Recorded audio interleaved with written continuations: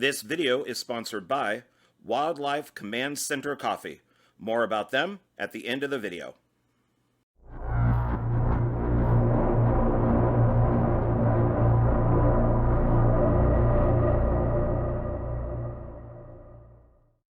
Hey everybody, it's me, John Ward, and I am back with another Dark Park Film Reviews.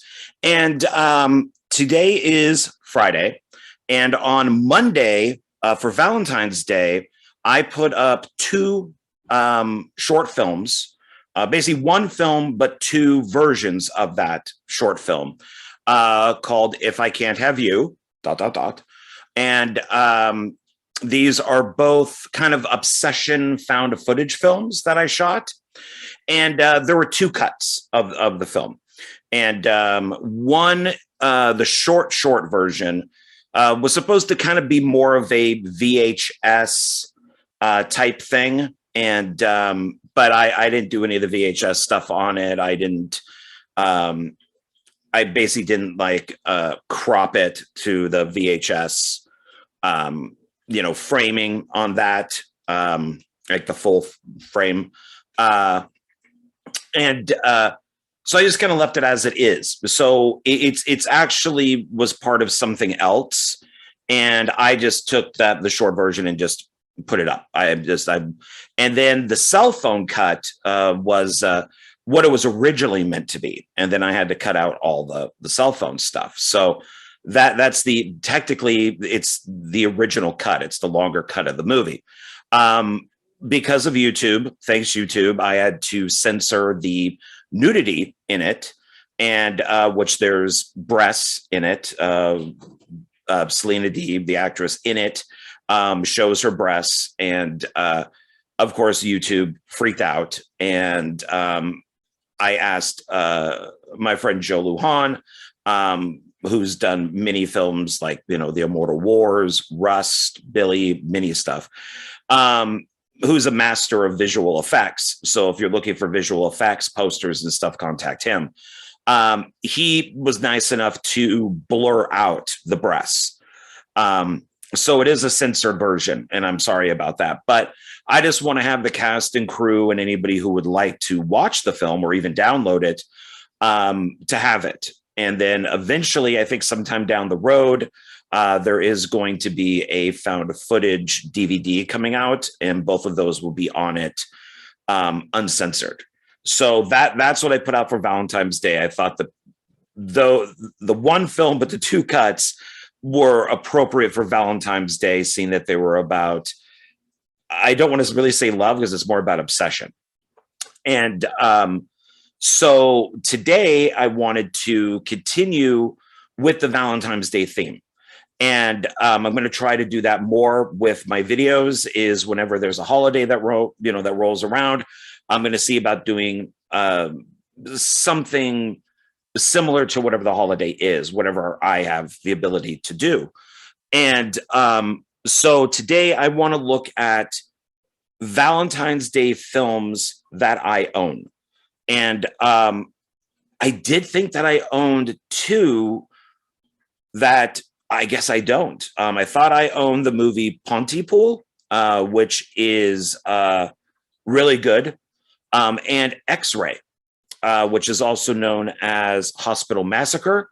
It's with Barbie Benton from the 80s. It's a Canon film. I thought I owned both of those. I could swear that I owned X-Ray from Scream Factory. I thought it was on one of their compilation DVDs that has like 4 films on it. And then when I looked it up, it looks like it's only available on Blu-ray with Schizoid. So I don't know. I guess I don't have those films. So I kind of worked in a couple others. So for other films that you want to see that are kind of Valentine's Day based, check out Pontypool, which is a really cool movie. Takes place on Valentine's Day and deals with zombies in a way, kind of more type of 28 Days Later type zombies, but they're not. Yeah, it's kind of hard to explain. It's a really good movie though. And then X-Ray or Hospital Massacre is always fun. Barbara Benton was a Playboy Playmate, and she was also in Deathstalker, which is one of my favorite sword and sandal movies. And it's typical 80s, fare as far as slasher films go. So check out those two. So what I have now is I got 1, 2, 3, 4, 5, 6, 7, 8. 8 films, and let's see here. Okay. So 1, 2, 3, 4, 5 are films that are on or deal with Valentine's Day. 2 films were released on Valentine's Day. And 1 film I threw in because Love Never Dies, according to its ad line. And I thought that would be a good 8th movie to throw in, and we'll find out what that is when we get to it. So let's get this going then. So, but anyways, happy Valentine's Day to everybody out there. If you're with somebody or not, we always have movies that we can watch. If you're single, always go out and have sushi and stuff. And that's what I normally do.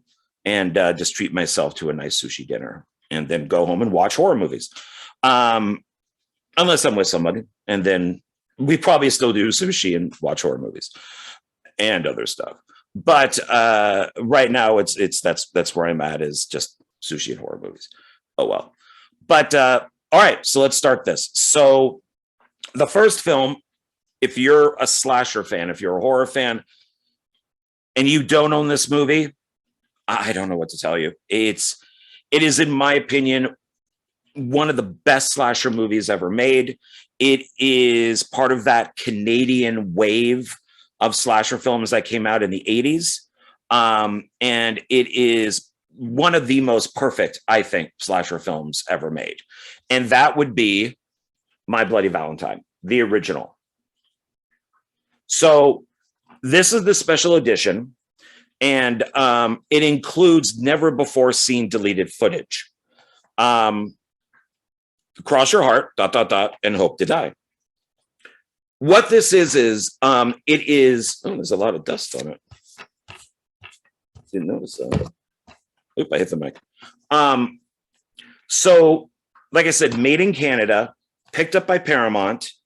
The MPAA basically destroyed this movie. They cannibalized this thing. And so for the longest time, you could only see this movie with its R rating. And a lot of the violence is just missing. So what happened was, when they did the remake, Paramount got that footage and put it back into the movie. And now it is the masterpiece that it was always meant to be. I mean, it was great before, but now it's even better. The footage that's in this is a different. It's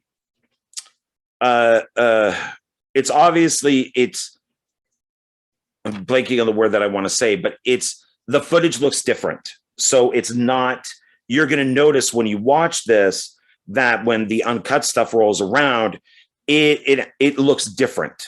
It's got like a different film grain. It's got a different color to it. And that's because it's this lost footage that we only heard about for decades. And Paramount, put it back in for this DVD release. So you're going to notice different, God, I'm just blanking on the word that I want to use, and that would sum it all up. But yeah, so it's not that it's just, it's made, you can't get better than this, is what I'm trying to say, I guess. This is it, even with the footage looking different because it's older and obviously from probably a different source. This is still the way that the movie should be watched, is this version. I like the cover. The original poster is really good, and this is not it, but this is actually a good cover. And when the remake came out, My Bloody Valentine 3D, this came out on the same day, and I immediately rushed. I probably went to Walmart and bought it, and then I went to go see the remake, and then went home after that and watched this. So it is really good. And it's got its slip jacket. And we all know how much I love my slip jackets. Yeah, everything is the same on the front and the back. So here's it for right now. We'll put it, there's its side. And then here's its back. And we'll take this off. So it says creepy and stylish. This is from monstersatplay.com, Lawrence P. Raphael. It says, watch the deleted footage separately or as part of the film. So this is the unrated and rated version, which I appreciate because since I did grow up with the R-rated version, I would also want that because that's the one that I'm more used to. But if a friend of mine has never seen this, I would watch the unrated version, and have them watch that.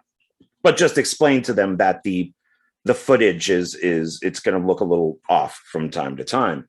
So let's see. It's directed by George. I'm going to mispronounce it as always. Mihalka, directed by George Mihalka. It is presented in a widescreen format. This is Paramount Lionsgate. It's 1981, colored, 90 minutes. R.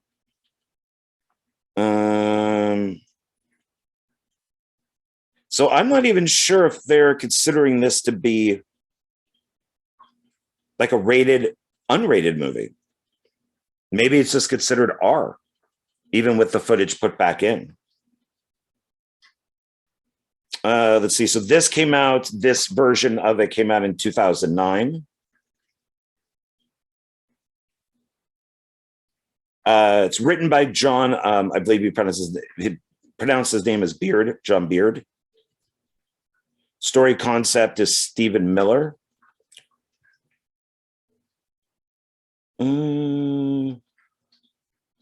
Paul Zaza, who also did the music for Prom Night. He did the music for this.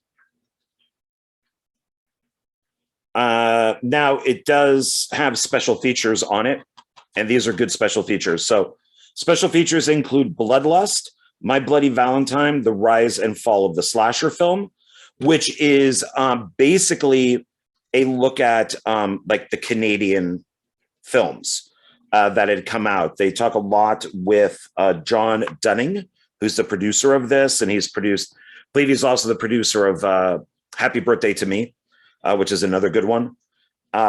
So you get that. That's definitely worth watching when you pick this up. Even if you can find it on YouTube or something, check it out, especially if you're interested in how films are done in different countries. There's some good documentaries about Canada, Australia. There's a few of those that are pretty good. Let's see. Then the next one is Bloodlines, an interactive horror film history. Deleted footage with director, cast, and special effects designer introductions. And then you get English and Spanish subtitles. And it looks like it's saying, yeah, that none of this stuff is rated on here. So the film is about, let's see, 20 years after a Valentine's Day tragedy, I would say it's more than a tragedy, a small town prepares for its annual holiday dance when a box of candy arrives containing an eerie warning and a blood-soaked heart, which is this right here. That would be what the knife is stabbing. Most likely is the bloody heart. There's Harry Warden, or allegedly Harry Warden is up there. The townsfolk realize that this Valentine's Day romance is as good as dead, ... And so are they. So this is, I don't know, this is kind of right, but it's not really. It's the tragedy happened. They kind of like Footloose. They stopped the Valentine's Day dance. And then they decided to bring it back, and kind of like how Footloose like eliminated music because of a tragedy. And then the teenagers, kind of like in Footloose, wanted to bring back, the dance or music. And once these murders start happening or the hearts start showing up, that's when the townsfolk say, we're not having this dance. We're not, Harry Warden is back. And so that's when they decide, okay, screw this. We're going to go down into the mines. And they actually shot this in a real mine. So it's a real mining town. It's a real mine that was a closed mine. And there were a lot of dangers in there. There was still like gas going around and stuff like that. So it was not of the safest conditions, but it adds so much more to the movie than if they shot it on a set. Also, this is one of those rare movies where everybody in it is pretty likable. I really like some of the characters in this, as goofy as some of them might be. I like it. The men and women, I think, are pretty, even though it's a mining town, they're pretty relatable in what they want to do. And the actors are really good. So I really like this film. And like I said, I think it's one of the best slasher films ever made. So let's take a look. So it's just the front. But now that I'm thinking about it, because this is listed as a special edition, and it's not really they're not listing it as like an uncut version. They're not listing it as a director's cut. I'm guessing it's just considered as R. Because normally it would say like R-rated version, unrated version. And I'm not seeing that. Even over here, it says that it's R. The running time is 90 minutes. So it's kind of weird that they're not giving both like times and ratings. I never really noticed that before. But yeah, this does have both. So, Okay, so that's My Bloody Valentine. And I put it right up there with Halloween, Black Christmas, those type of things. So and I think now it's on Blu-ray, probably this version. I think now this uncut version is like the standard version that you can find it in, I think. It might be double featured on some Blu-rays with like April Fool's Day, and that could be the R-rated version. I'm not sure because I don't own that double disc. I own April Fool's Day as its own separate DVD. But yeah, make sure that you get the added footage version, the uncut version of it. So, okay, so we're going to put this over here. The next one is My Bloody Valentine 3D. And this is a 2-disc special edition. And you can see here, it's kind of got like a hologram cover on it. So I bought this the day that it came out. I rushed out and got it. I think it is one of the best. You can kind of see his pickaxe here, kind of. So it's meant to be like a 3D cover. But I think this is one of the best horror remakes, and it's also one of the best 3D films because this was actually shot in 3D.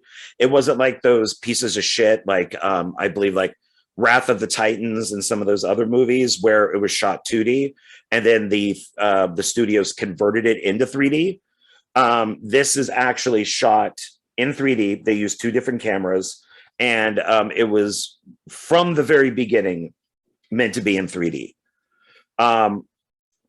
So these guys actually were going to do Halloween 3D right after, Rob Zombie did his Halloween 1 and 2. Halloween 3 was going to be Halloween 3D made by these guys. And, but that never happened. So, this is, Get Your Heart Broken. And it says right here, includes 4 pairs of 3D glasses, which is cool. 4 pairs. That's good.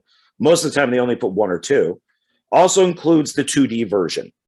My TV does show 3D, but I've actually never watched this on my TV as 3D. I've just only watched it as 2D. I did see it opening day in the theater in 3D. So I think I still have, I think these were the glasses that the theater gave you, and then you gave them back at the end. Like you put them into like a bag or like a bucket or something like that. So I love this cover. I think this cover is awesome. If you can find it like this, get it like this. I mean, it's really fun because there's Harry in the background. So it's supposed to look like he's throwing the pickaxe because there's also him in the background with it. It looks like there might be 3 versions of him on this. It's just hard to see the one that's in the middle. There's its side. And then we got the back. So they know what sells this movie. It's the miner. And there's Harry there too. It says the best 3D horror film ever made. And that is from chud.com. And it's Devin Far, I think that's F-A-R, Far-Aka.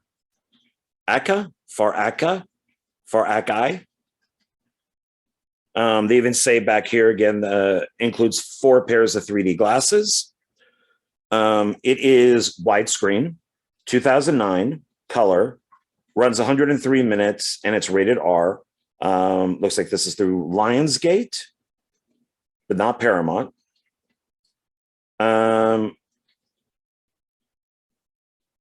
And it's Todd Farmer is one of the writers on this. He also worked on with this director, Patrick Lusher, I think is how you say his last name. They also did Drive Angry with Nicolas Cage, which I highly recommend. And Todd Farmer was also in Jason X.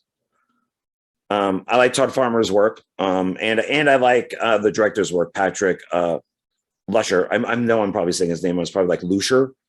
Well, that could be Lusher. Maybe I'm correct on that. But he was an editor, so it's always nice to have a director that was also an editor, because then he can kind of edit as he goes. You know, he can look at the film and know exactly how he's going to edit it together while shooting it. I remember him doing Dracula 2000, and then I think that he also worked on the 2 sequels that followed it. But he's done a lot of work, and he gets interviewed for. In fact, I was just talking with Jonathan Moody, and excuse me, he showed a picture from Wes Craven's cut of Kurtz that he was the editor on it, and he actually has a copy of that film. And Jonathan shared with me a picture of Christina Ricci and Skeet Ulrich. And so, and it was a beautiful picture. And so it is there. It is out there. Maybe one day we'll get a copy of that. But yeah, he's the editor of it. And so speaking of Jonathan, actually, this is my coffee mug today because I'm a little thirsty. And it's for Indie Film Cafe, which I'm now part of. So I'm going to put a link below to the YouTube channel. I now work a lot with Jonathan and Paul. And I guess now I am officially part of the team. And so I thought I would make a coffee mug, which they both liked. So I'm the only one that has this coffee mug, and I'll put a link to the YouTube channel down below for Indie Film Cafe. They do a lot of good stuff, a lot of interviews, interviews, reviews is what I'm trying to say. So check them out too. They're also on Facebook also. But this looks like a fair amount of special features on it right here. So disc 1 is feature film, and then you get audio commentary with the director and co-writer. So that's Patrick and Todd. It's the widescreen presentation. It's English 5.1 Dolby Digital EX audio, and then English and Spanish subtitles. Disc 2 special features. The disc 2 are special features. Deep Inside My Bloody Valentine, deleted and extended scenes, alternate ending, blood of sex, blood, and screams, and gag reel. So this is definitely a film that they wanted to make. And it's one of those things where you could tell the passion that was put into this. So I highly recommend this also. My only problem with this is that I think it does cheat a little bit because they wanted to do a twist on who the killer is. And it works, but it doesn't work. I've seen this probably about 3 times now. And I still don't think how it was switched works exactly. I do think it's a little bit of a cheat. Because I don't think that there was maybe any other way of doing it, because they have to fool the audience until the very end. And that fool moment, I think, is kind of a cheat. I don't want to say what it is, but it's definitely worth watching. I highly recommend it. And Todd Farmer he's on Facebook. He's actually, it seems pretty reachable. So yeah, so if you like the film or you like any of his other work, reach out to him and let him know. So let's see. Let's find out what this is about. The town of Harmony would like to forget its horrific past. 10 years ago, after a tragic mining accident, Henry Warden awoke from his coma on Valentine's Day and brutally murdered 22 people with a pickaxe before being killed himself. Now, after years of peace, there's a killer on the loose. On the loose again. I'm sorry, I paused right where the comma was.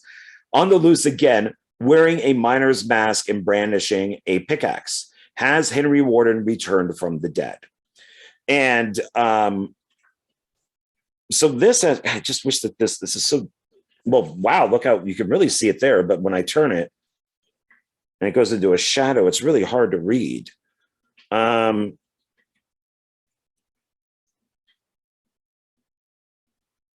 it has a good soundtrack, good special effects. It's well written, except for that one cheat. It's well directed. So let's see. What's this look like here? So same thing here, just in 2D. Oh, now you can see it better. Okay, so here's now you can see it much better. So there's the last guy. Then right here is the second guy. And then right behind here is the third guy. So it's easier to see on this cover that it's the 1, 2, 3 of them throwing the axe. Front and back are the same. And looks like Paramount didn't have anything to do with this. Double checking that. So the inside. So here's the 3D glasses. I've never taken them out. I kind of want to keep them in here. I don't really want to take them out. I think we'll lose value. And then here's the movies. So here's the bonus feature one, which is interesting that well, no, I guess it isn't. So this one has has a picture on it, which is okay. I don't think it's on. Yeah, it's not on anything. So that's so that's okay. This one, I was going to say, well, why couldn't they put a picture? And that's because it's a double disc. So side A is the 3D, and then side B would be the 2D. That's why it doesn't have a picture on it. Oh man, I got some fingerprints on there. I got to clean that. Can you guys see that? See it a little bit. So yeah, this is definitely worth picking up. I really like it, except for that one fake out. It reminded me of The Sixth Sense. When you watch The Sixth Sense for the first time, the big shocker at the end, of course, with spoilers, Bruce Willis is dead. When you watch it again, and I've seen the film a few times, I think, it is a great movie, but there is a cheat where Bruce Willis is in kind of like a hallway of the kid's house.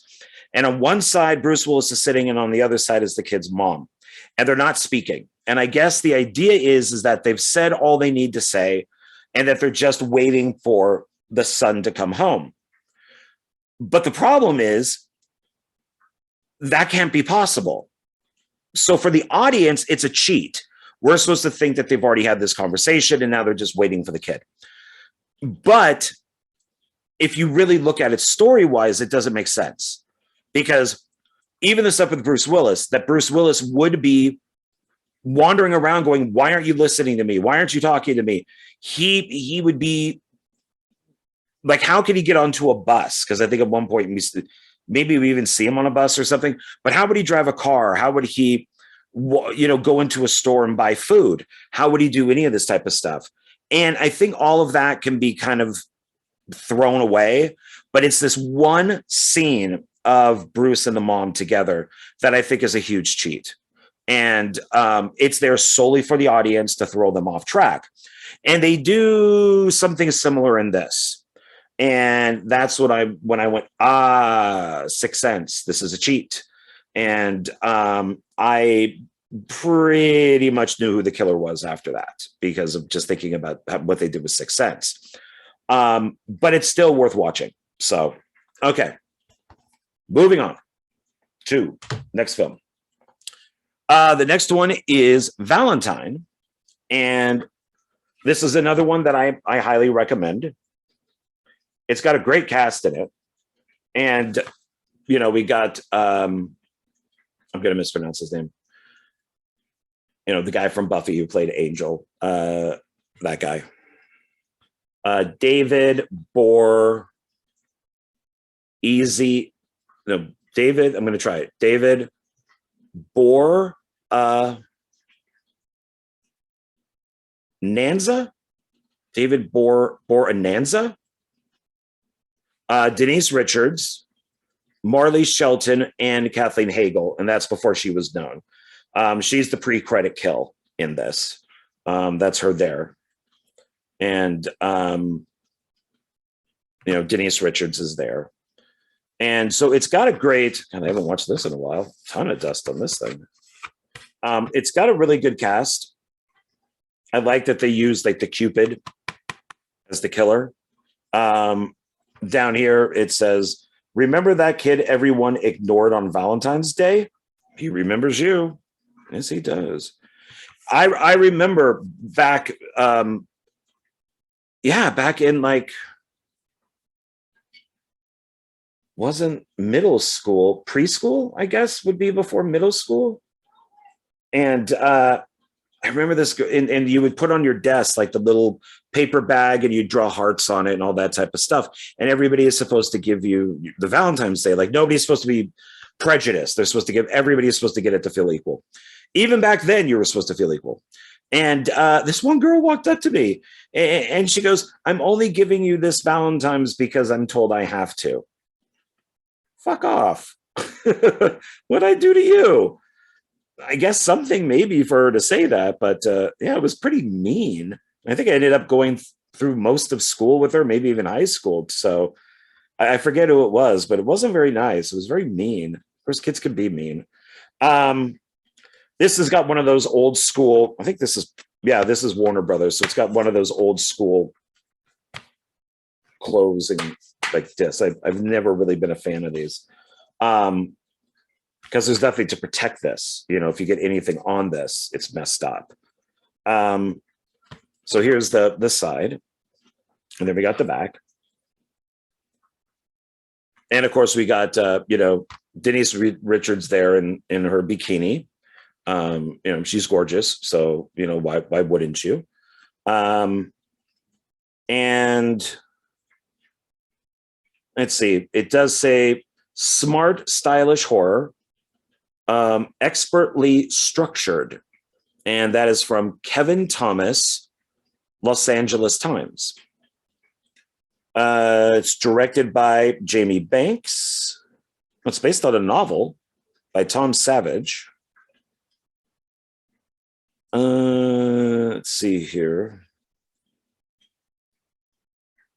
Music by Don Davis. I think I own the soundtrack to this. Director of photography is Rick Bota, who I believe did 2 of the Hellraiser sequels. Oh, wow, there's a lot of writers on this. Screenplay by Donna Powers and Wayne Powers. So they get the little and symbol. So that means they wrote it together. Looks like they're maybe a husband and wife team. And then there's the word and. So that means that it then went to somebody else. Gretchen J. Berg and Aaron Herberts. So two sets of writers worked on this from one book. This is Warner Brothers and Village Roadshow Pictures. Widescreen. I always like that they have to put what widescreen means here, because I remember working at a video store and people would bring back movies going, I'm missing picture. The top and the bottom are missing. And it's like, no, you're not. And they would argue with me for hours. So for a while, this piece of paper circulated, because this is before the internet, about the difference between, the widescreen and matted. And then we'd have to show that to people to say, no, it's this is the way it's supposed to be. Well, I don't like that. Well, once again, fuck off. That's, you're getting more of the movie. It's what the filmmakers wanted, instead of having the camera go like this constantly, which Jaws and Ghostbusters were notorious for. Ernie Hudson is pretty much missing from Ghostbusters. So it says widescreen presented in a letterbox widescreen format, preserving the scope aspect ratio of its original theatrical exhibition, enhanced for widescreen TVs. The film is rated R, and it's rated R for strong horror violence, some sexuality and language. It's color in 96 minutes. This came out 2001.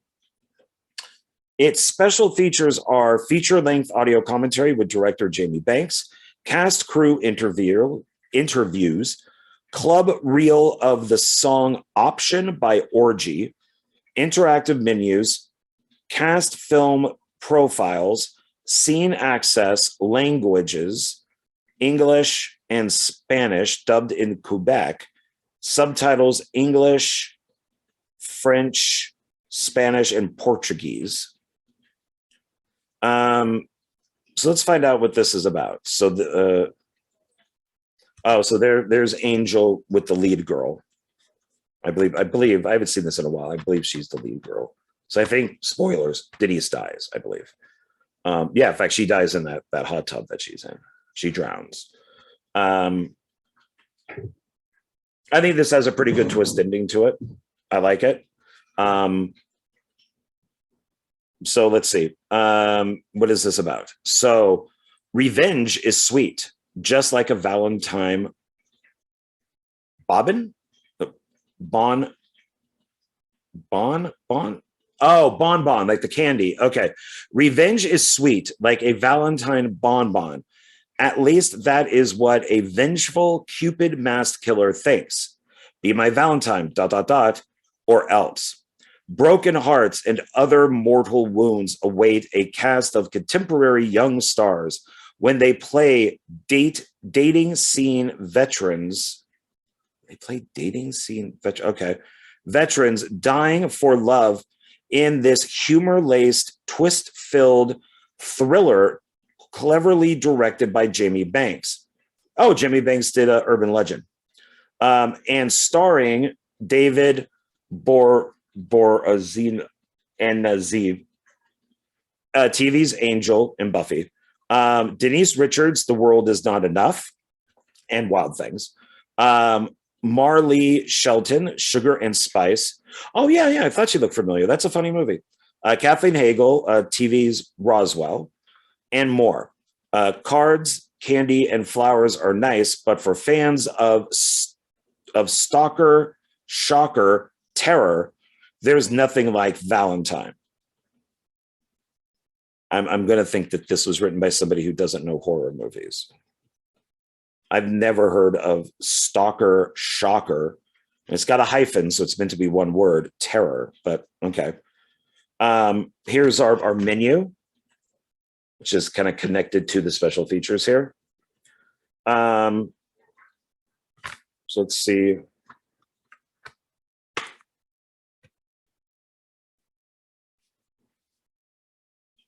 Okay, so it's kind of funny, actually.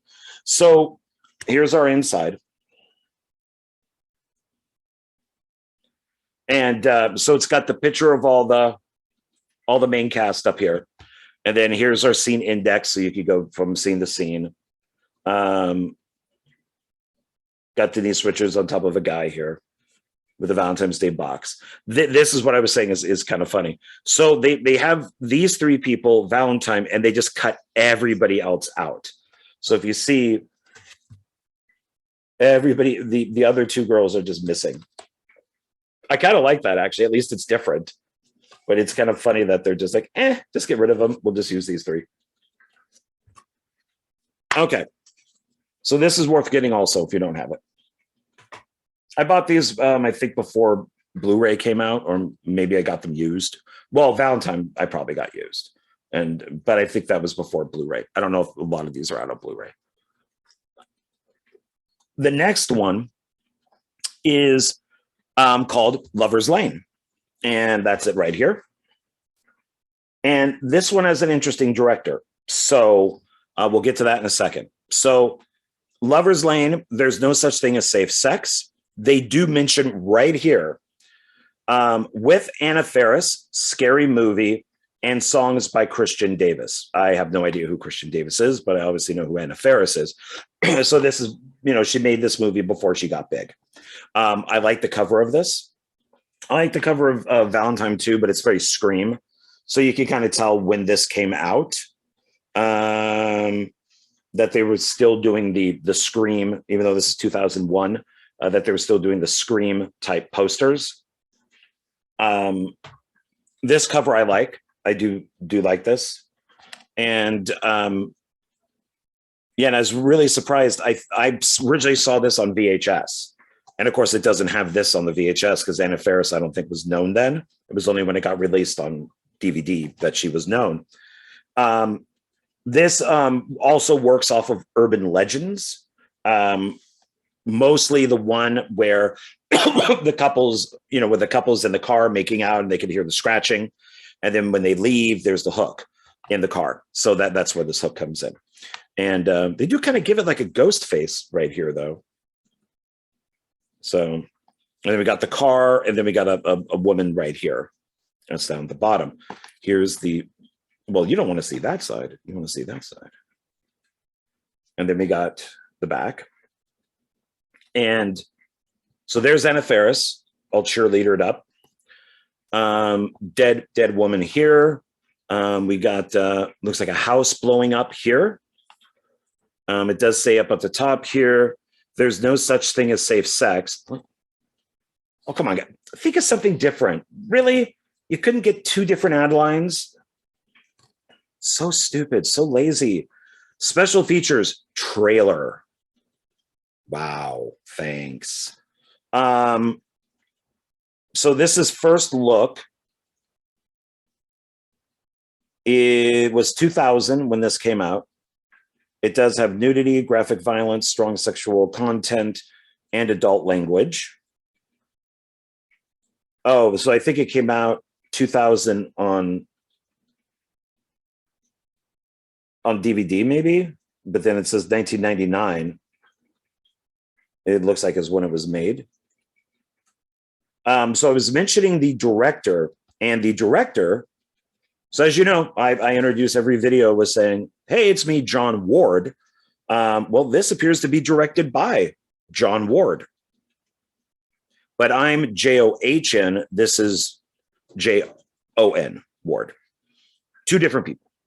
So, but I guess if I wanted to be sneaky, I could go, oh, yeah, I directed this film called Lover's Lane, and they just misspelt my name on the back. I mean, my mother used to call me Jonathan, so why not? But I won't. So let's see.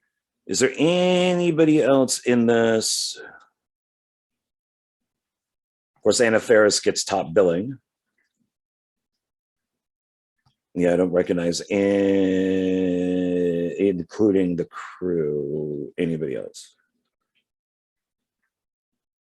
Yeah, I don't recognize anybody else. It's written and produced by Rory Veal and Jeff Miller. Color 90 minutes. Got a few different companies here. So let's see. Valentine's Day, a time for love and romance. Not anymore. 13 years ago, two young lovers, excuse me, were brutally murdered at Lover's Lane by a crazed killer wielding a steel hook. Steel hook. The killer was caught, but the scars he left behind never healed. Now it's Valentine's Day again, and the killer has escaped with revenge in his heart and his deadly hook. Where did he get his hook from?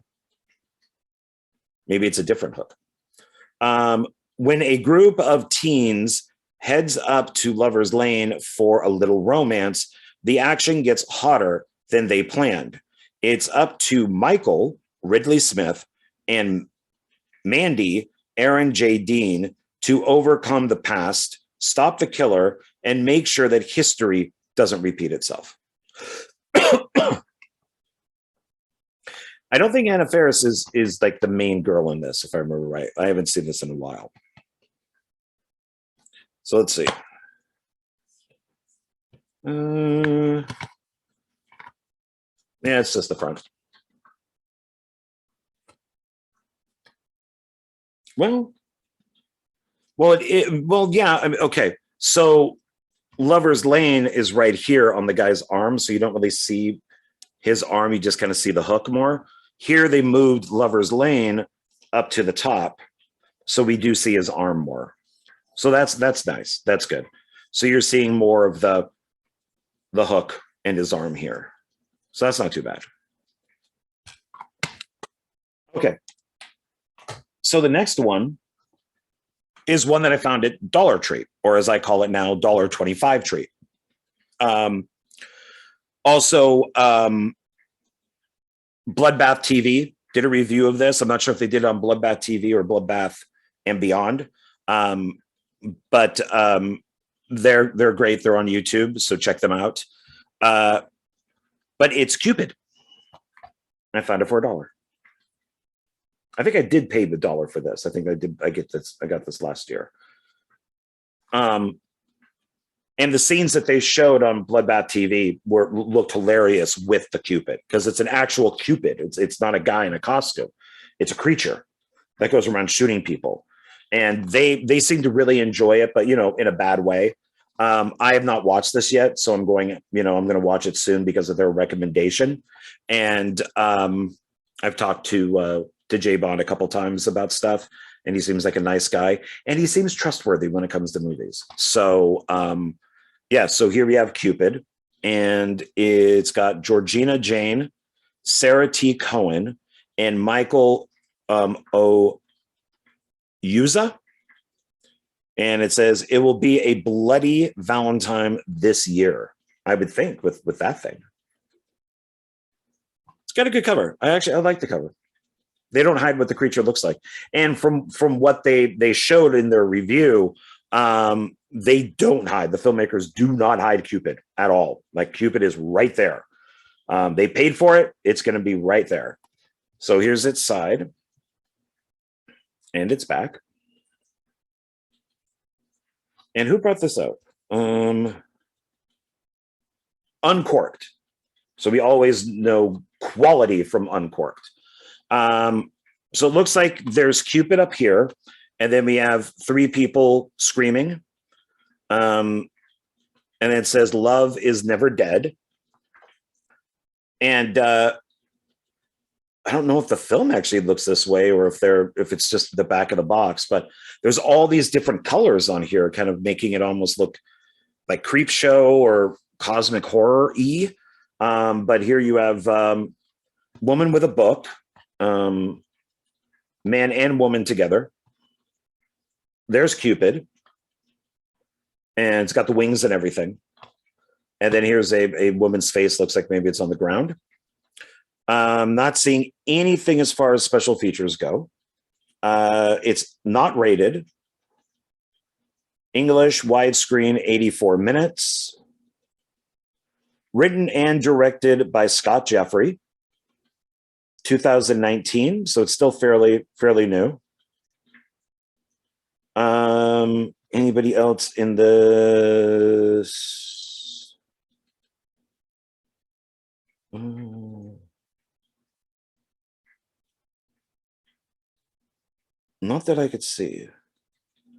Looks like Scott Jeffrey had some stuff to do. So he was part of casting, produced by, edited by. So the writer director was dedicated to this. So that's definitely one thing to say.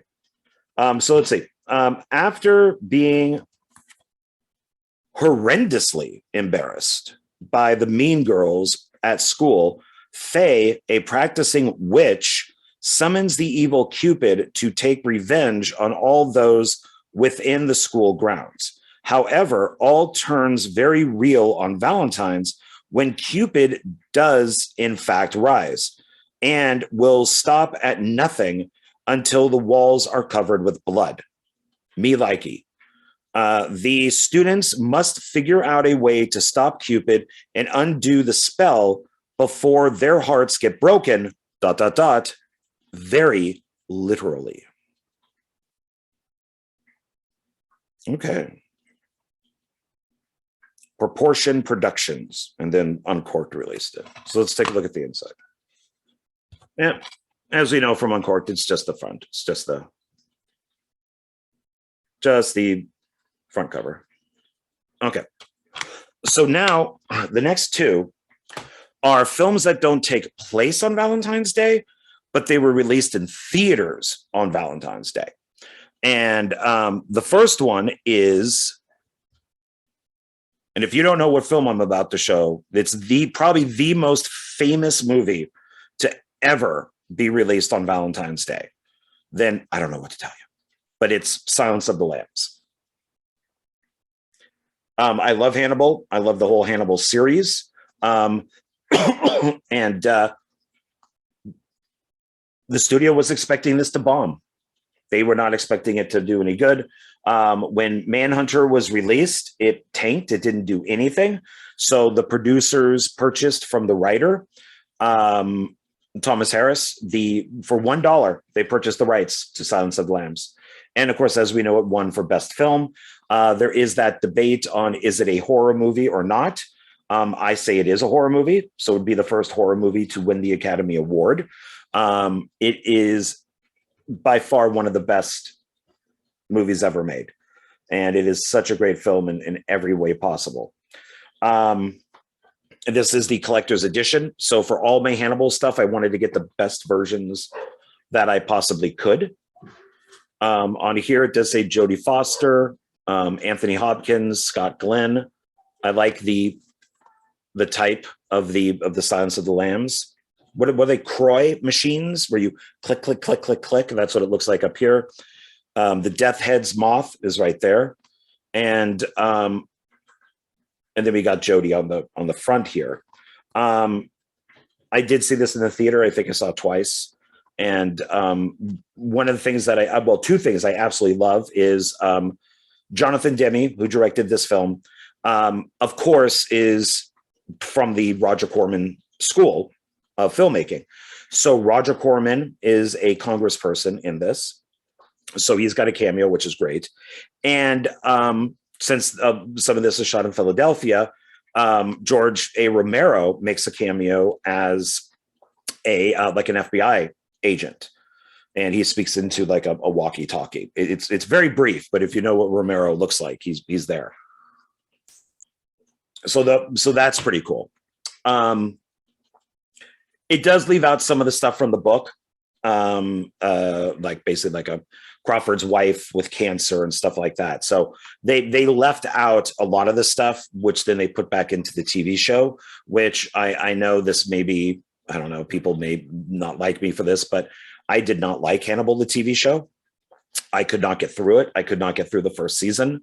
It's not the books. I just did not like it. I never watched Clarice. I think that lasted like 2 or 3 episodes, and then that was it. It was done. So I just stick with the movies and the books. But the books are excellent, so I highly recommend the books too. Here is its side. So this is released through MGM. There's its back. And like I said, this is a collector's edition. So it's got many things on it. See, the review on top is a knockout, the most exciting thriller in years. That's the New York Times. This is directed by Jonathan Demme. Now, Jonathan Demme, he has passed away, unfortunately. He was one of our best directors out there. He was really well known for doing a shot that I'm kind of doing right now, where the camera would look directly into the actor's face and then would flip and then look directly into the other actor's face. It's a great shot. It's really, and he was well known for it. He's done it in many movies. And it's one of those things that I've tried to mimic myself, and it just never comes out as good. But he was criticized for this. Jonathan Demme was a gay man, and he was criticized for this movie being homophobic. And after this, he did make Philadelphia. I feel that he was kind of forced into making Philadelphia to show to the gay community that he was, even though he at the time was gay, that he was not homophobic. In the same way that Spielberg, when he made Schindler's List, that the African-American community said, hey, you know what, Mr. Spielberg, other people also have had tragedies in their lives, not just Jewish people. And that's why Spielberg made Amistad, which were about, the slaves and the slave ships and all that stuff. I felt that he was kind of forced into doing it because of pressure. So Philadelphia is a good movie. And, I believe Tom Hanks won for best actor in that. So I don't like when people do that. I don't like when organizations force people to do things that they wouldn't necessarily do. I could be totally wrong. That's kind of my interpretation of both those films, but what do I know? So on here we got Jodie Foster, of course, Anthony Hopkins, Scott Glenn, who plays Crawford, and Ted Levine, the great Ted Levine, who plays the Tooth Fairy. Howard Shore does the music, who mostly works with David Cronenberg, great music composer. And the director of photography is Tak Fujimoto, who's worked with Jonathan Demme many times. Great DP. Based on the book by, Thomas Harris. Screenplay by Ted Talley. He won the Academy Award for screenplay, for adapted screenplay. Ted Talley is a good writer.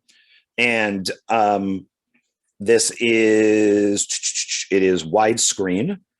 And let's see, so 91 is when this originally came out, but this version came out in 2006. And there's a lot of stuff. So let's see. So special features, it says anamorphic widescreen feature, the movie. So Silence of the Lambs. That's all you get on disc 1. Disc 2 has many things. So we're going to quickly go through that. So let's see here. I'm going to try to get this into the light a little bit more. Inside the Labyrinth, making of the Silence of the Lambs documentary. All new The Silence of the Lambs page to screen 2-part documentary. And then part of that documentary is a wealth of talent and preparation and authenticity. Then all new Jonathan Demme and Jodie Foster 3-part documentary. And then part of that is the beginning, making the Silence of the Lambs, breaking the silence.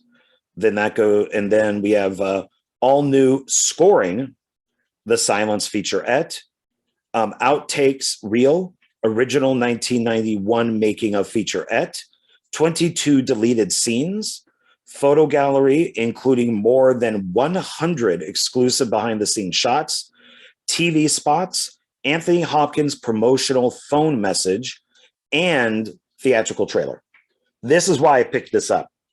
Like I said, I love the books. I love the Hannibal character, and I wanted the best that I could find. And this to me, was the best that I could find at the time.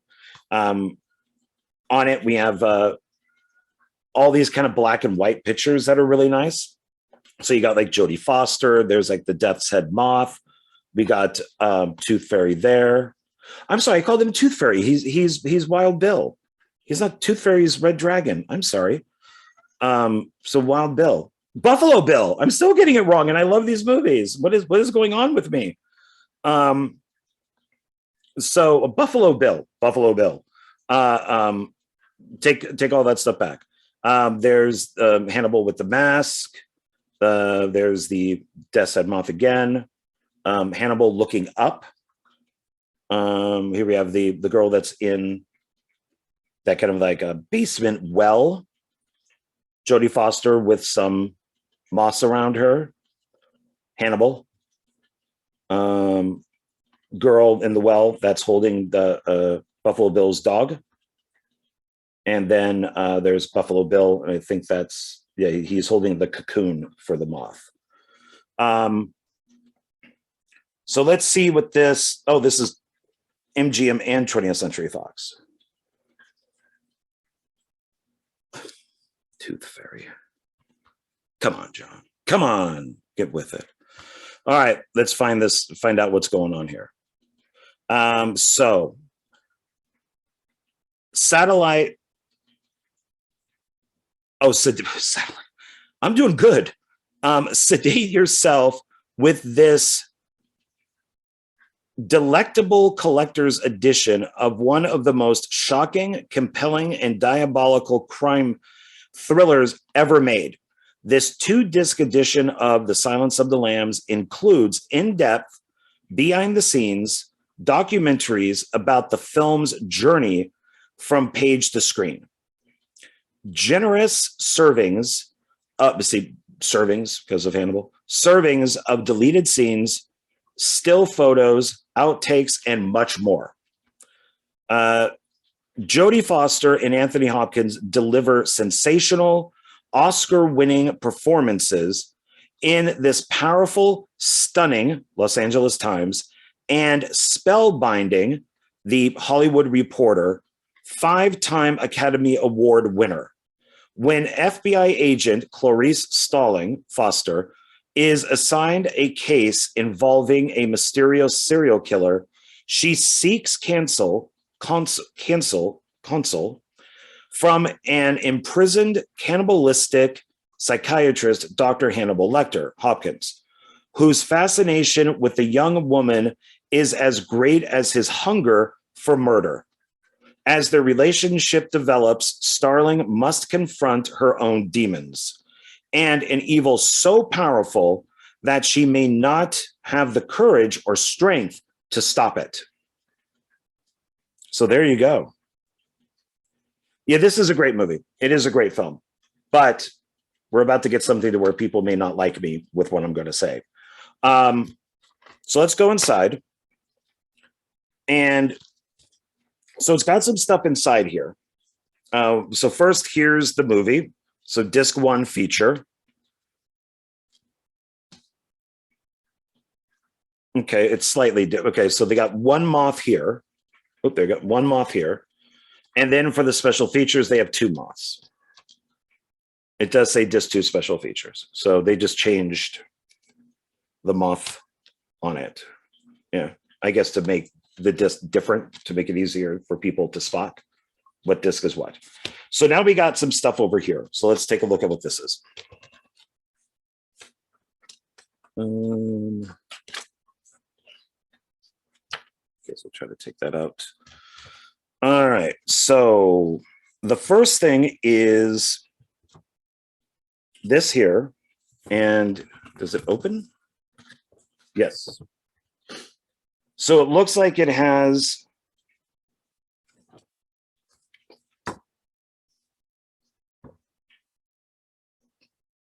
it doesn't say.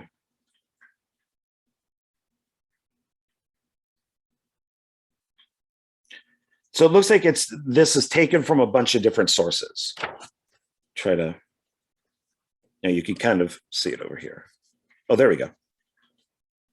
So it's got a whole bunch of pictures, black and white pictures. So that looks like this is, obviously it's about the film. And down here, it does list all of its sources. So it doesn't look like it's just written by one person.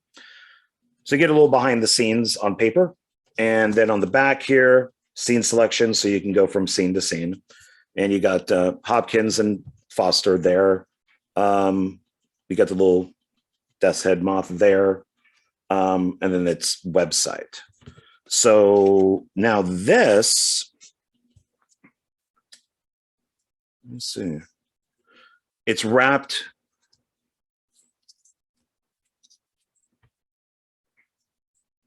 Oh, I think I know what these are.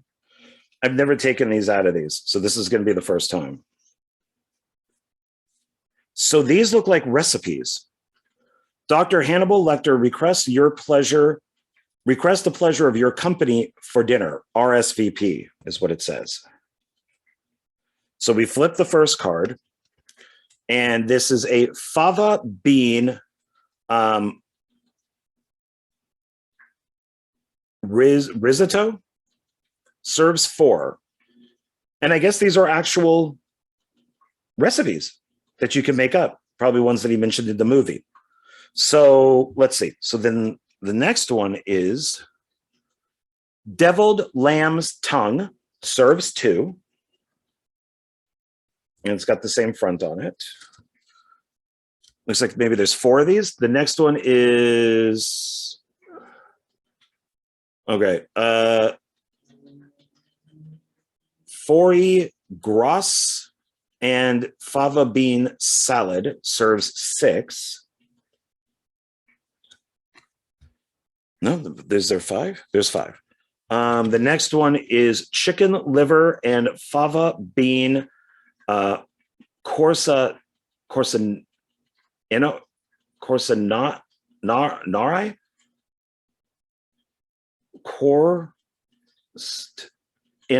Corsa ini, I don't know, serves 4, but it looks big.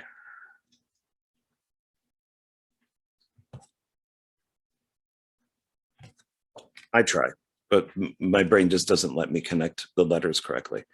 And then the 5th one is roast saddle of lamb. There we go, nice and easy. And that's right here. So that's cool. Excuse me. So let's put those back into here.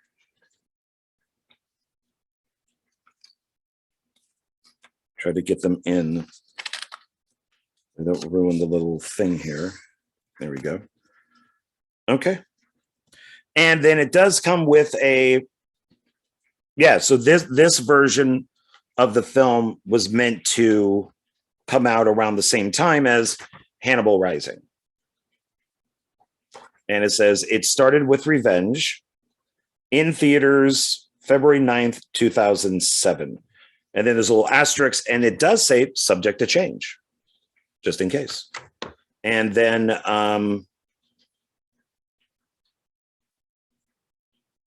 yeah, so then it gives a little thing on the back here about Hannibal Rising, a little synopsis. From the brilliant author of Silence of the Lambs comes the first chapter of the most evil mind in cinema history. Hannibal Rising tells the horrifying story of the mysterious origin of Hannibal Lecter. Born into being rich, are Strassod Cree. I know the word, it's just not coming out right, sorry. And trained as a genius physician, Hannibal obsessively tries to plump the deaths of his own subconscious.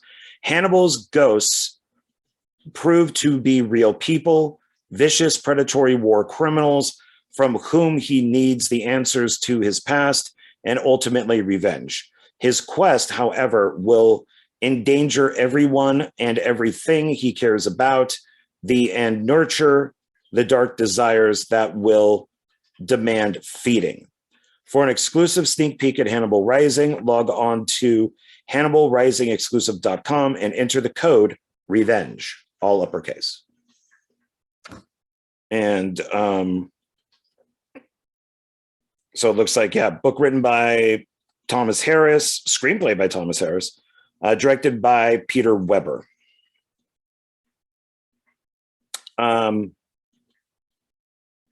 So yeah, so that's what that's what comes in the Silence of the Lambs DVD here. Now, I'm going to deviate for a second because I mentioned that there's going to be something that you guys may not like. So when I'm going to, okay, so we can do this. Okay. Like I said, I'm a big Hannibal fan, and I'm going to do this quickly because this will be most likely its own video down the road. So, but I have the, so to go along with Silence of the Lambs, I also have Hannibal Rising, which is the unrated version of it. It's got its slip box, which I really like. And like I said, I'm not going to really get into all this stuff. I do have Manhunter, which is the limited edition. This is from Anchor Bay, and it's got a lot of stuff with it. This is a very, you can see there, it's very thick. So this is like one of the best ways to get the film. This is directed by Michael Mann. It's one of his best films. This includes the theatrical version and director's cut. I think there's even a third version, which is the VHS one. Then Red Dragon. And this is another one that's very thick. It's got a lot of stuff on it. And it is directed by Brett Ratner, who I wish he did fine. I guess he did fine. It's not bad. I don't think it's as good as Manhunter, but Manhunter deviates a lot from the book. This is pretty close to the book. And it's written by Ted Talley, so the screenplay. Then, of course, what I just showed you, Silence of the Lambs, put that over here. Then we got Hannibal, and this is the special edition for Hannibal. And it's, once again, it's like another 2 disc. Like I said, I tried to buy the best versions that I could. And then just 2 weeks ago, maybe, I was at Zia Records and found the steel case version of Hannibal. I wish that they would actually release an uncut version of this, that they would put all that like TV footage back in to maybe do like a director's cut, because I like that TV footage, but they do have that on these. Now, here's what I'm saying that people may not like. I actually like this more than this. I'm sorry. I love Hannibal. I absolutely love it. Is it perfect? No. Do I wish that Jodie Foster was in it? Yes. Julianne Moore does a great job, but I absolutely love Hannibal. I think I've seen him more than Silence of the Lambs. I think out of all of them, it's the one I've watched the most. I just love it. And sorry, but I do think it's better than Silence of the Lambs. So hate me if you if you must. But okay, so now back to, and we have 2 films left. So this is another one that came out on Valentine's Day, even though it has nothing to do with Valentine's Day. And that would be Happy Deathday to You. So, which was a smart thing to do. I enjoyed the first one and this one. I enjoyed both. I thought both were good. Happy Death Day and Happy Death Day to You. I like the first one a little bit better. The thing that I don't like about this is I don't like the whole subplot with the mean girl who then becomes their friend. And then she has the whole French thing going on. And to me, that just got way too comic-y, and the accent is not good. It just to me was just like, I'm guessing that the actress said, I'll come back, but I got to do my own thing. And they let her do her own thing. And that's that whole French scene where she tries to get the I think it's like the Dean's keys. So that's the only thing I don't like about this. Otherwise, I love all the time travel stuff. And I wish that they would actually make a third one. I've heard that it's meant to be a trilogy, but I guess we'll have to see somewhere down the road. And I probably should have pulled out the other DVD for this to hold them up together, but I didn't. Hannibal was more important, so I was thinking of that. But yeah. So this is the Blu-ray DVD digital copy. From the producers of Get Out and The Purge, Death Makes a Killer Comeback. And I do like the babyface killer. I think that's a good idea. I even like the title, just Happy Death Day to You, I think is clever. I like that a lot. And then here's the side. There's the back. And it says, even more fun than the original. That is from Mike Reyes from Cinema Blend. I wouldn't say that it's more fun than the original. The original one is more horror. It's more slasher, even though it's more dark humor. This has a lot more humor in it. I don't know if that was the studio saying put more humor in it, or if that was always the intentions. But yeah, I like it. So this is the unrated version of the film. No? Oh, unrated bonus features. There we go. With gag reel and deleted scene, not scenes, but scene. The never-ending birthday, Web of Love, Trees Nightmare, Multiverse 101. Then it explains to you how to use the digital copy. If you own this or you want to get it, definitely stay through, because there's stuff that's like, I think it's mid credits or it could be end credits scene, but sit through all the credits. We got a picture of the babyface killer with one of the guys here. That's the boyfriend of Tree. There's the time machine. And then there's Tree with some really messed up hair from the time machine, I think. Both of these are by Christopher Landon. It's written and directed by him. He also did Freaky with Vince Vaughn, which I haven't seen. I want to. This is Jason Blum, so Blumhouse. And I think it's definitely worth owning both of these. I enjoyed them quite a bit. Fun stuff to watch on your birthday, along with stuff like Happy Birthday to Me and some other stuff too. So let's see. It's Deja Vu all over again for Tree. Great, now we got her last name. G.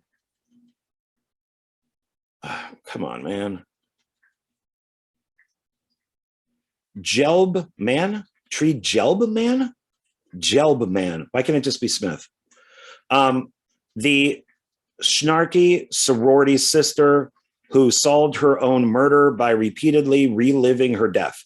When the masked campus killer mysteriously returns to terrorize new targets, Tree cycles through another time loop of clever chills and suspense in Happy Death Day to You, the inventive follow-up to Blumhouse's hit thriller Happy Death Day. So they're saying that the masked campus killer, excuse me, probably just could have called him Babyface, because that's what he's known as, at least by this point, because of the first film. So let's take a look inside. So here we have. So you got our little thing to get a digital. Here is the DVD. There's the Blu-ray. Blu-ray in red, Blu-ray in blue. Not very creative, but at least it's easy to figure out. Okay. So now the next one. When I was looking through a list of Valentine's Day horror films, this did pop up a couple times. And I figured, well, you know what? Maybe, okay, let's add this in for the last one. I think it works. And that is Bram Stoker's Dracula. It is a love story. The tagline for it is evil never dies. Evil dies tonight. It's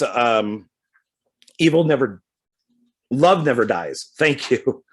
I don't know who I'm saying thank you to. But yeah, love never dies. So I thought Bram Stoker's Dracula would be appropriate for this. I love this 2-pack here, this double feature, because it also has Mary Shelley's Frankenstein, which is directed by Kenneth Branagh and starring Kenneth Branagh.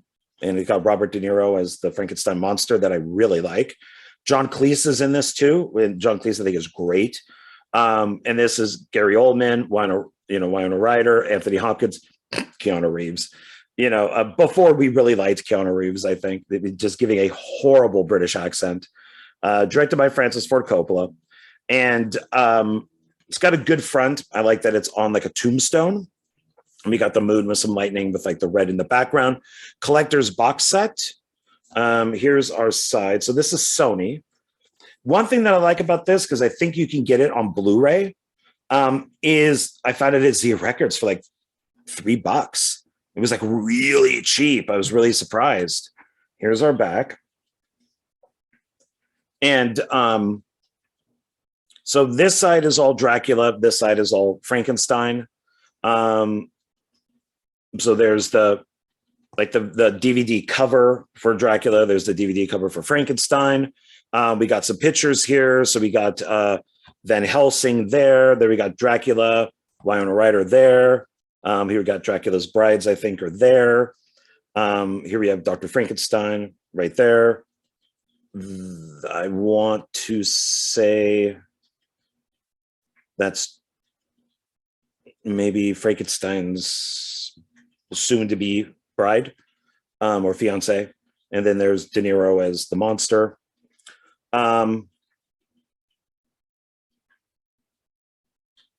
So the screenplay for Dracula is James V. Hart, and that's impressive. They're directed by Coppola, rated R, 1992, widescreen and full screen. And then Frankenstein. Who does the music for Dracula? Let's see. It does not say.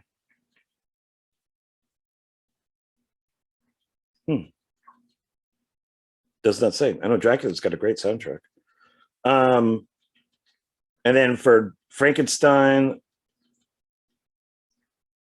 yeah, Helena Bonham Carter, Ian Holm, John Cleese, music by Patrick Doyle, who's good.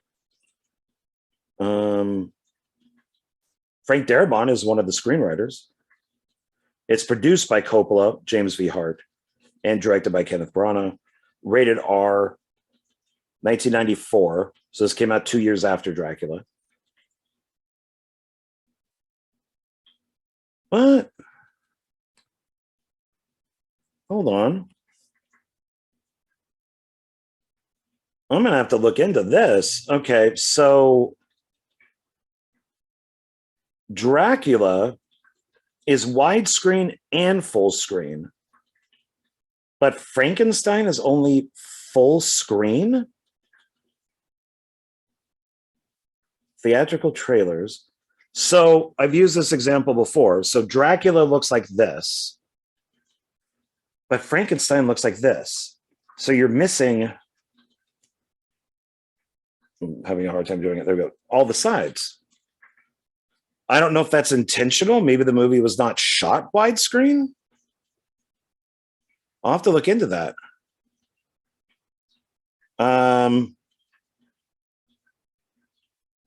So Dracula is 127 minutes and Frankenstein is 123 minutes. Let's see here. So Gary Oldman, Winona Ryder, Anthony Hopkins, and Keanu Reeves star in director Francis Ford Coppola's visually stunning, I will agree with that, passionately seductive version of the classic Dracula legend. My big problem with this film is that Dracula, the book, is not a love story, but they always seem to make these type of things into love stories, like The Mummy and all that. They always end up being some sort of love story, but Dracula was never a love story, the original novel. In Bram Stoker's Dracula, which is kind of why they really shouldn't call it Bram Stoker's Dracula, maybe Francis Ford Coppola's Dracula, because it really isn't Bram Stoker's Dracula. In Bram Stoker's Dracula, Coppola returns to the original source of the Dracula myth, and from that Gothic romance, he creates a modern masterpiece. This is Dracula as you've never seen him.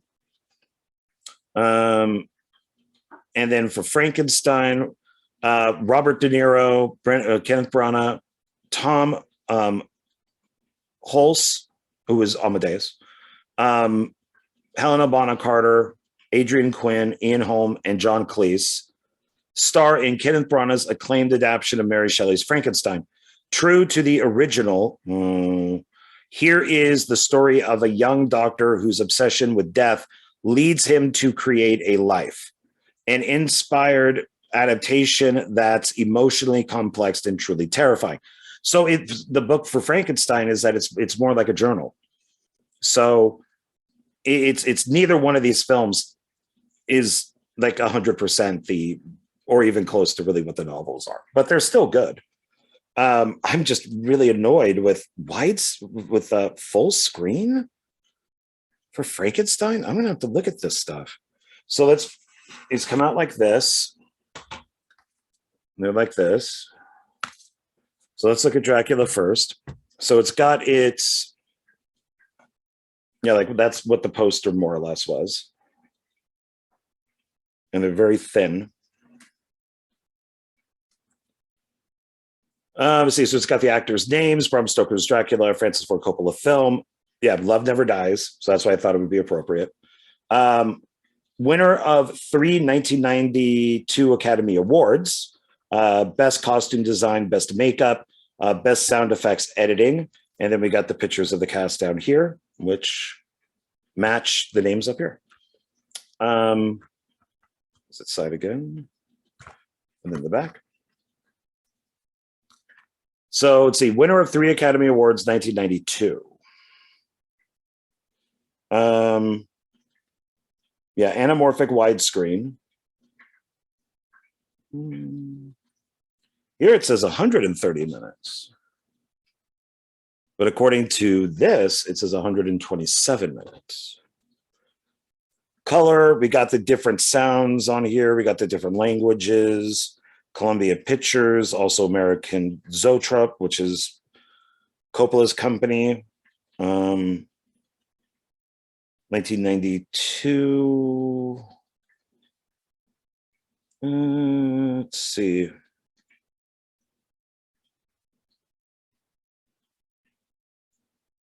Yeah, no. Let's see who is maybe the DP, but okay. So this is a little bit, has a little thing on the back here, has a little excerpt type of thing, longer than this. So let's see what it has to say. Gary Oldman, Winona Ryder, and Academy Award winner Anthony Hopkins, 1991 Best Actor in a Leading Role, The Silence of the Lambs, star in Oscar-winning director Francis Ford Coppola's 1974 Best Director for The Godfather Part 2, visually stunning, passionately seductive version of the classic Dracula legend. In Bram Stoker's Dracula, Coppola returns to the original source of the Dracula myth, and from that Gothic romance, he creates, it's not a romance, he creates a modern masterpiece. Gary Oldman's metamorphosis as Dracula, who grows from old to young, from man to beast, is nothing short of amazing. Winona Ryder brings equal intensity to the role of young beauty who becomes the object of Dracula's devastating desire. Anthony Hopkins co-stars as the famed doctor who dares to believe in Dracula and then dares to confront him. Ope, you antit? Ope, pole antit? Dazzling and utterly irresistible. This is Dracula as you've never seen him. Once you've seen Bram Stoker's Dracula, you'll never forget it. So, I got to sneeze. Might be two. So Winona Ryder was supposed to be in Godfather 3. From what I understand, she had a nervous breakdown and she couldn't be in it. So then that's when Coppola cast his daughter. So this is the film that she came back in because she was supposed to be in Godfather 3. She wasn't. So then he cast her in this. She's not great in this either. Both her and Keanu Reeves are not great, but it's fine, I guess, for what it is. They're just surrounded by people that out-act them. But it's still, it's still a good movie. It's visually, it's absolutely, gorgeous. It's absolutely stunning. And they give us the nice clear case, but they don't do anything with it. You know, they could have put posters or chapter selections or something in here, but they don't. So I'm going to guess that Frankenstein is the same way. Okay. So here's Frankenstein, which has nothing to do with the Valentine's Day thing or whatever. But since we're here, we might as well take a look at it. Why not? It's part of the set. You might want to pick up the set. So De Niro, Kenneth Branagh, Mary Shelley's Frankenstein, Be Warned, It's Alive.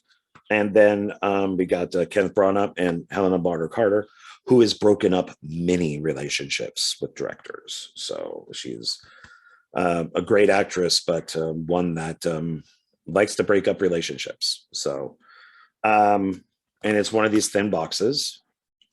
And then we get the back here. And so there's Branagh. So it looks like the pictures from the front. Branagh, De Niro, Helen Bonham Carter, who ends up being the bride. I'm assuming that's De Niro carrying her, maybe carrying Helen Bonham Carter. Might be Kenneth Branagh. I'm not sure. Erotic and visually stunning. That is from Pat Collins from WWOR TV.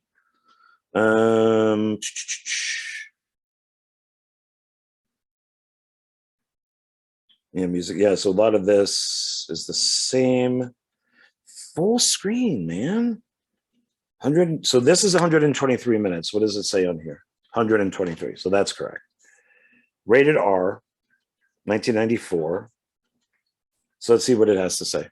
Robert De Niro, Kenneth Branagh, Tom Hulce, Helena Bonham Carter, Adrian Quinn, Ian Holm, and John Cleese star in Branagh's acclaimed adaptation of Mary Shelley's Frankenstein. True to the original, here is the story of a young doctor whose obsession with death leads him to create a life. But his creature, crafted from the bodies of convicts and the brain of a brilliant scientist, is a, so that's a little different. I mean, it used to be the mind of a madman, and then just like body parts from cadavers, you know, like just people in cemeteries. But this is the bodies of convicts and the brain of a brilliant scientist, is a hideous mockery of humanity. And when the creature realizes he will never be accepted by men, he seeks revenge on Dr. Frankenstein and his family. An inspired adaptation that emotionally complex and truly terrifying. Mary Shelley's Frankenstein is 100% pure entertainment, visually stunning and refreshingly different. And that is from Paul Wonder, WBAI Radio. No, okay, so it looks like that. I mean, they put some color in there. Why then?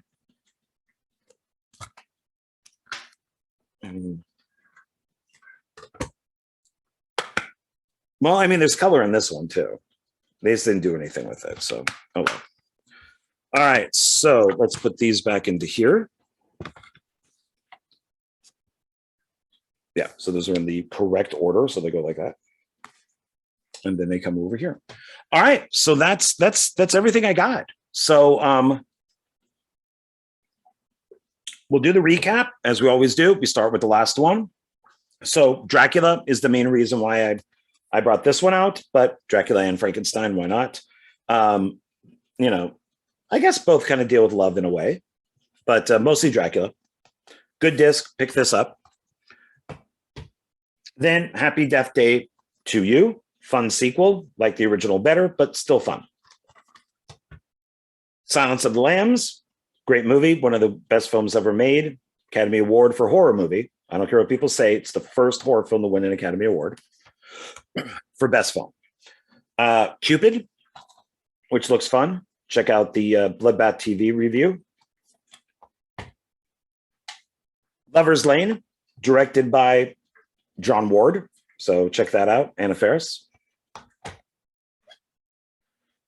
Valentine, the cast from the WB or something like that. I think these are the days when they were using mostly TV people for these.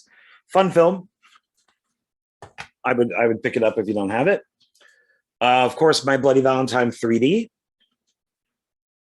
great remake, good, really good 3D. So except for that one little trick right there. So that's the only thing I don't like. Otherwise, it's a good movie. And then, of course, one of the greatest slasher films ever made. It'd probably definitely be in my top 5, My Bloody Valentine, along with like Friday the 13th, Halloween, stuff like that, Prom Night. All right, there we go. That is everything. So thank you for hanging out with me. Thank you for watching all of these, and thank you for putting up with my random film knowledge, I guess. But I do like to add a little something more to it than just showing the DVDs. So, well, once again, thank you. And hope you all had a great Valentine's Day. And I will see you next week on the next video. All right. Bye.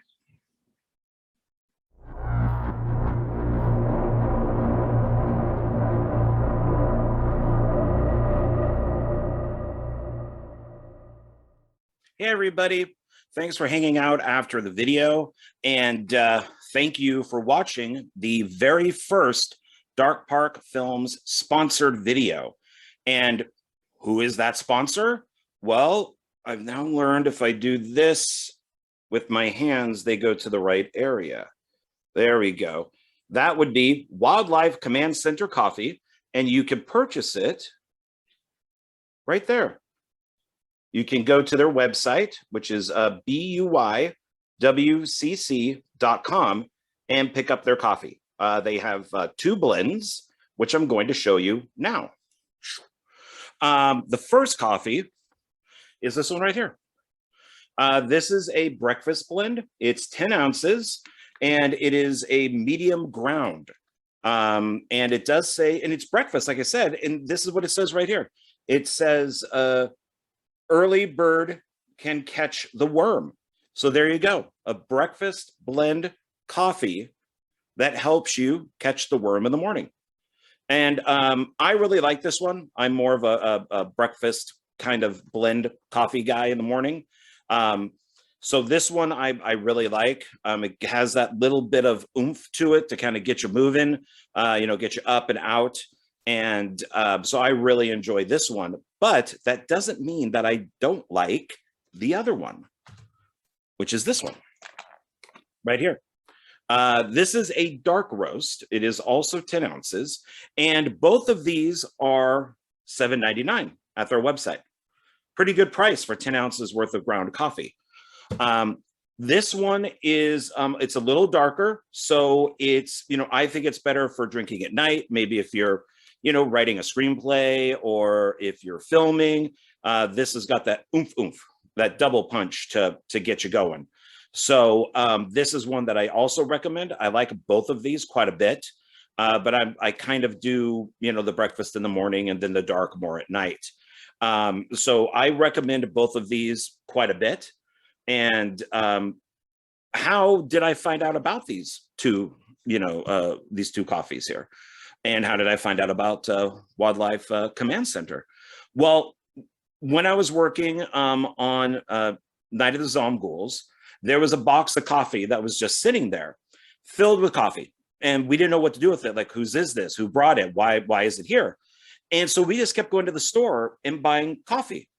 And then one day I said, why don't we just get the coffee out of the box and use that instead of, wasting money on going to Smith's or whatever and picking up coffee. So we did.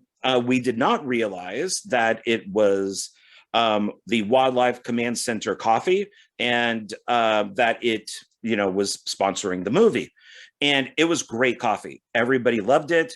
And we just went right through it. By the last day of filming, this coffee was gone.